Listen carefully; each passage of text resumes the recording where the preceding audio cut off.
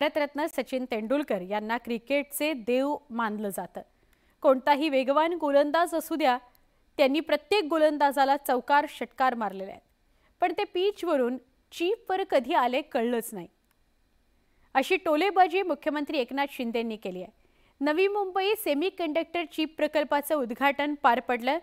यावेळी मुख्यमंत्र्यांसह दोन्ही उपमुख्यमंत्री सचिन तेंडुलकर आणि अनेक महत्त्वाचे नेते उपस्थित होते.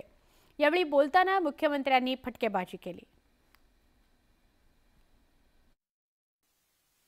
सचिनजींचं काय सांगायचं, त्यांना तर क्रिकेटमधला देव म्हणतात. आणि शोएब अख्तर असू दे, कोणी असू दे, फास्ट बॉलर, त्याच्यावर चौकार षटकार मारलेले आपण पाहिलेले आहेत. आणि ते पिचवरून कधी चिपवर आले तेही कळलं नाही.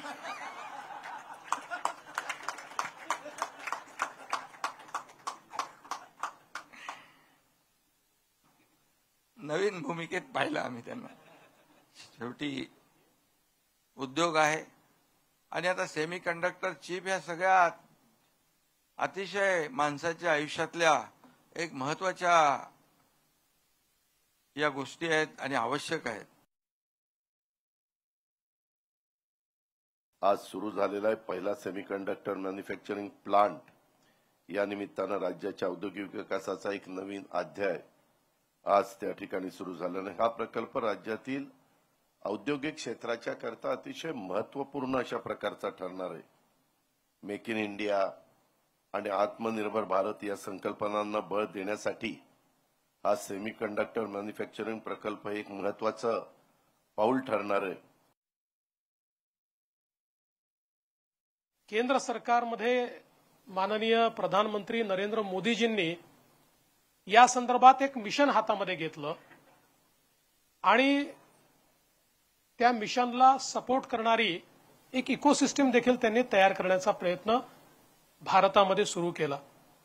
मला या गोष्टीचा आनंद आहे की महाराष्ट्र हे पहिलं राज्य आहे की ज्या राज्याने सेमीकंडक्टरच्या क्षेत्रामध्ये आपली स्वतःची पॉलिसी तयार केली, आपलं स्वतःचं इन्सेंटिव्ह पॅकेज तयार केलं आणि आपली स्वतःची सपोर्टिंग इकोसिस्टम तयार केली. आणि मला अतिशय आनंद आहे की त्या इकोसिस्टममध्ये सगळ्यात पुढे जर कोणी असेल तर चोडणकरजी, राजेंद्रजी, तुम्ही आणि आरआरपी सगळ्यात पुढे आहे हे बघून मला अतिशय मनापासून आनंद झालाय. आत्ताच वरती जाऊन लॅबमध्ये वेगवेगळ्या गोष्टी बघितल्या आणि डॉक्टर चोडणकर, मिस्टर चोडणकर आणि डॉक्टर काकोडकरांनी बरेचसे बाउन्सेस टाकले आम्हाला.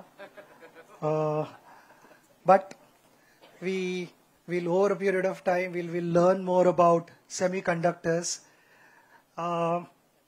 As